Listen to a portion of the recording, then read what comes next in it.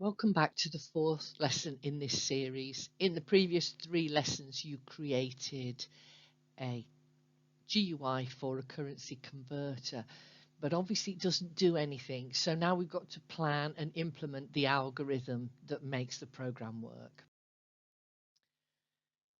We need to create Python code, and the way to do this is to plan it as an algorithm and then to implement the algorithm as a Python function or procedure.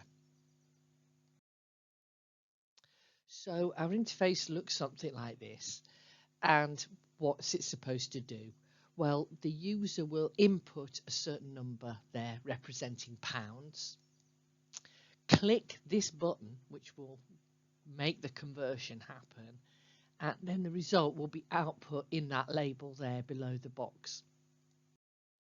So how about writing a simple Python procedure that will do all of that and call it from a main program and test it to make sure it does the job. I'll show you my answer on the next slide.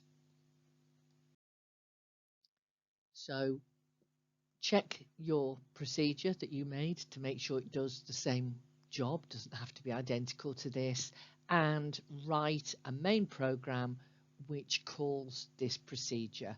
I'll show you my main program on the next slide.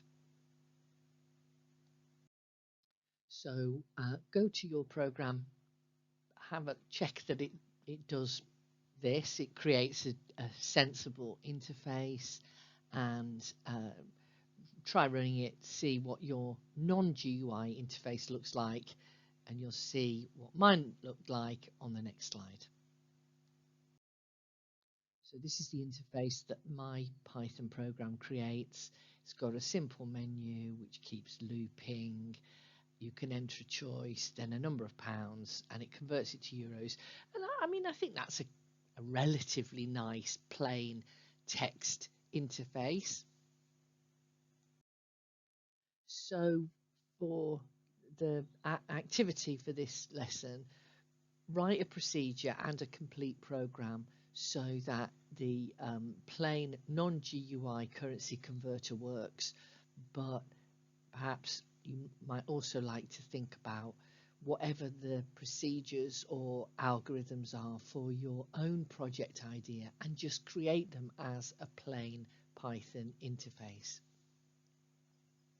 In the next lesson, we're going to pull all the strands together and we're going to link the procedure that does the processing into the interface, and then we'll have a complete project that works just as it should. And what that will do will be, instead of an input command, it will take the pounds, the number entered into the text box by the user. The commands will be carried out when the user clicks on the button. Do you remember the button that says convert? And then the output will be in the GUI. It will be displayed as a label in the GUI. So learn out how to do that in the next and final lesson.